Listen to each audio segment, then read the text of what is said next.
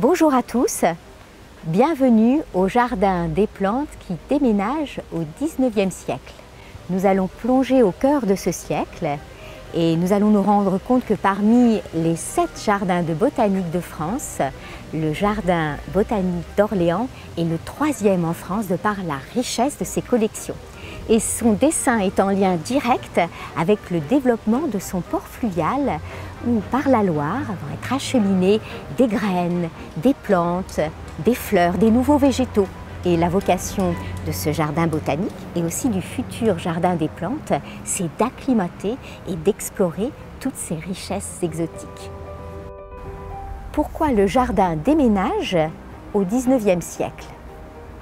Pour ça, il faut se transporter.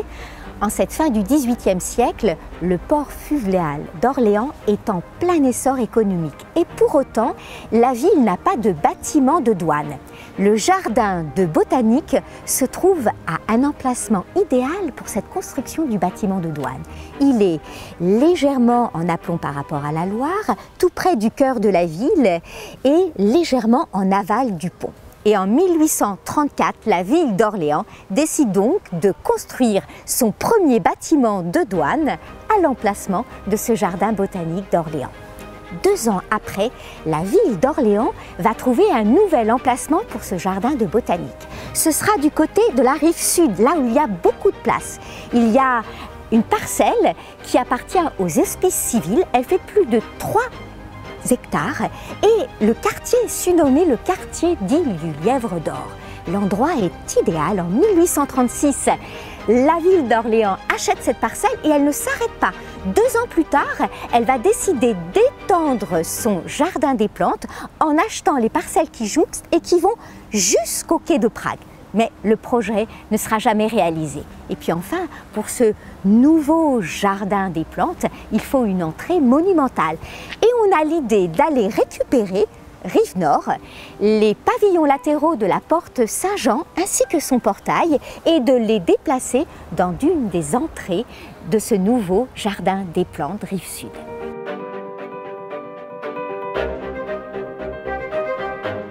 Sur ces 3,5 hectares, vous avez véritablement un condensé de l'art du jardin, l'art paysager du jardin qui se développe et qui naît véritablement au 19e siècle. Donc, en plus des essences remarquables, exotiques, en plus de la serre, de l'orangerie, en plus du jardin régulier, le jardin dit à la française avec ses axes géométriques. Vous avez le jardin irrégulier, le jardin paysager et puis ces jardins thématiques. Les jardins alpins, fin 19e siècle, sont très à la mode, commençant par l'Angleterre qui l'amène jusqu'en France. Je vous propose maintenant de nous rendre au cœur d'un de ces jardins, à savoir le jardin régulier dit à la française. Et nous allons très exactement nous placer au centre de ce jardin qui avait pour vocation de pouvoir regarder venir de loin les belles dames de l'époque. Et vous verrez aussi, vous remarquerez que le sol de l'allée principale que l'on va prendre est légèrement en inclinaison, car l'inclinaison permet de donner un peu de surplomb à ces belles qui viennent de loin, car au 19e siècle, on vient aussi se pavaner dans ces jardins d'agrément. Si le jardin de botanique déménage en ce début du 19e siècle rive sud, ce n'est pas pour autant qu'il perd sa double vocation. La première, c'est l'agrément. Et ce jardin des plantes est un véritable jardin de promenade, un jardin à la française avec des grandes allées. Et l'autre vocation, c'est l'acclimatation, l'expérimentation. Et on peut citer le remarquable travail de Jules de Tristan, botaniste réputé à l'époque, qui va élaborer un herbier avec des végétaux et des plantes originaires de Guyane. Et c'est d'un tel intérêt scientifique que le Muséum d'histoire naturelle de Paris voudra le récupérer dans les années 1960.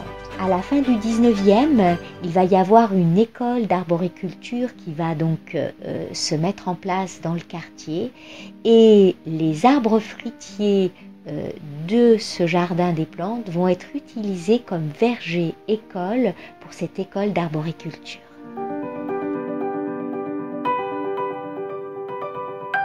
On est au milieu du jardin régulier, jardin dit à la française. Et les bâtiments sont aussi dans l'axe, tout est géométrique. La fontaine, à l'origine, elle se trouvait sur le pont Georges V. Il y en avait deux d'ailleurs, il y en a une qui se trouve actuellement place Sainte-Croix, et puis on a mis celle-ci donc au cœur du jardin régulier, du jardin des plantes. Alors l'orangerie, la hauteur de l'orangerie, elle a été exactement faite à partir de la hauteur des palmiers, en particulier qui étaient les plus grandes plantes exotiques que l'on allait donc admirer dans la serre. Et l'ensemble architectural, l'orangerie, puis de chaque côté à gauche, la serre chauffée et à droite, la serre tempérée, ont été dessinés par l'architecte attitré de la ville d'Orléans qui s'appelait François Narcisse Pagot. Il achève les plans juste avant sa mort, en 1844, et c'est en 1846 que l'ensemble de l'édifice sera achevé. Même si le Val-de-Loire est tempéré, relativement doux, il faut quand même un système pour pouvoir chauffer orangerie et serre. Donc on met en place un calorifère. Le calorifère va être installé en sous-sol. Il va être alimenté avec du charbon. Donc il faudra attendre le milieu du 19e siècle pour pouvoir mettre un système de tuyauterie où on va impulser de l'air chaud, et enfin au niveau du sol des serres et de l'oranger, il y aura une petite trappe pour pouvoir donc réguler cette température. Finalement, le meilleur système sera mis en place en 1871. Il s'appelle le thermosiphon. Dans cette tuyauterie, on mettra de l'eau chaude et c'est ça qui permettra d'avoir une température beaucoup plus élevée et profitable pour les plantes exotiques à l'intérieur des serres et de l'orangerie. 500 mètres carrés. Il y a de quoi exposer beaucoup de plantes exotiques. En 1845, il y a une nouvelle loi qui ne taxe plus les personnes qui construisent des verrières, comme par exemple des serres ou des orangeries. Au XIXe siècle, très précisément là où nous sommes, se trouvait un verger. Les jardins fruitiers étaient très à la mode, en particulier la poire. Car la poire, c'était un fruit de prestige, un fruit que les jardins royaux avaient. Et juste à l'extrémité de ce jardin fruitier, pratiquement là où il y a à l'heure actuelle la pergola, se trouvait un labyrinthe. La rose, c'est la reine du jardin en Occident. Et le quartier Saint-Marceau, un berceau des rosiéristes et pépiniéristes à Orléans, qui vont, en tant qu'obtenteurs, trouver de nouvelles variétés et qui vont mettre Orléans à l'honneur dans la création de ces nouvelles variétés de roses, avec la Belle d'Orléans, le Triomphe d'Orléans. Au XIXe siècle, la rose devient très à la mode avec Joséphine de Beauharnais au château de Malmaison. Eh bien, cette grande mode du jardin du XIXe siècle, avec la présence de fleurs au centre duquel la rose est un peu le cœur et la plus belle, la reine, eh bien, Orléans va aussi avoir donc cette vague, cette mode autour de la rose. Nous sommes au cœur du jardin de la roseraie, du jardin des plantes. Et au XIXe siècle, et très précisément à cet emplacement, il n'y avait pas de roseraie. En fait, celle-ci, dans le style du 19e siècle, dans l'art paysager, dans le goût de l'art paysager du 19e siècle, a été implantée en 1958.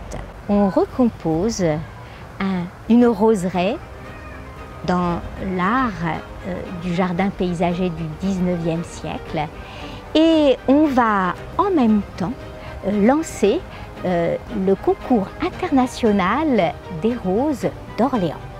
Et vous avez le prix du public pour le Festival international de la rose de cristal. Et si vous revenez au moment du Festival international de la rose, vous pourrez peut-être, si vous le souhaitez, voter pour votre rose préférée.